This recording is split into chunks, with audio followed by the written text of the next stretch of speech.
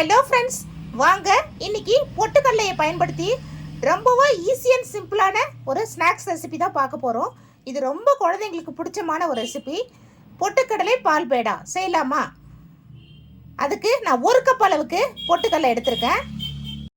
இப்போது இந்த பொட்டுக்கடலையை ஒரு மிக்ஸி ஜாரில் சேர்த்துக்கலாம். இதோட ஒரு 10 முந்திரி, ஒரு 5 பாதாம் வச்சுருக்கேன், இதையும் சேர்த்துக்கலாம். எந்த கப்பில் நான் பொட்டுக்கடலை எடுத்தேனோ அதே கப்பில் 1/2 கப் அளவுக்கு சர்க்கரை சேர்த்துக்கலாம். இதோட ஒரு 4 ஏலக்காய் சேர்த்துக்கலாம்.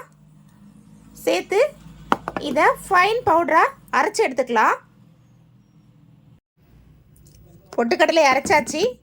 இந்த மாதிரி நல்ல பவுடராக அரைச்சி எடுத்துக்கோங்க. இதை வேறு ஒரு பாத்திரம் வச்சுட்டு இந்த மாதிரி ஜல்லடை வச்சுட்டு இதில் சலிச்சு எடுத்துக்கலாம். இந்த மாவை பாருங்கள், இந்த அளவுக்கு சலிச்சு எடுத்தாச்சு. இப்போது இந்த மாவில் 1 கப் அளவுக்கு நான் காய்ச்சி ஆற வச்ச பால் வச்சுருக்கேன். இதில் எந்த அளவுக்கு தேவையோ அதை சேர்த்து மிக்ஸ் பண்ணி பிசைஞ்சிக்கலாம்.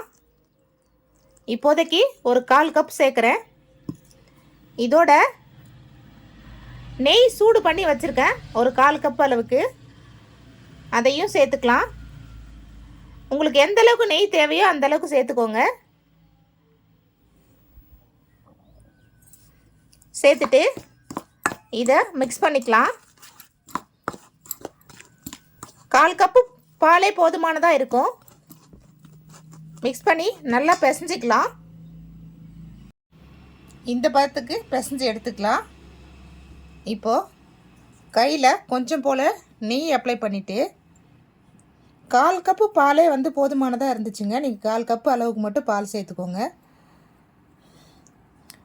இப்படி எடுத்துட்டு இதை கொஞ்சமாக இப்படி உருண்டையாக உருட்டிக்கலாம்.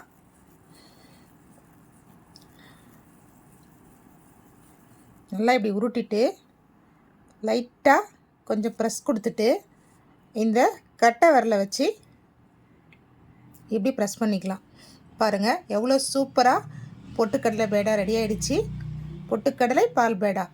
இதே மாதிரி மற்ற பால் பேடாக்களையும் ரெடி பண்ணிவிட்டு நான் உங்களுக்கு காமிக்கிறேன்.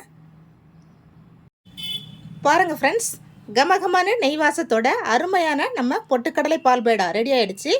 மேலே கார்னிஷிங்காக நான் பொட்டுக்கடலையும் பாதாம் முந்திரி இது ரெண்டுத்தையும் பொடி பண்ணிவிட்டு சேர்த்து வச்சுருக்கேன்.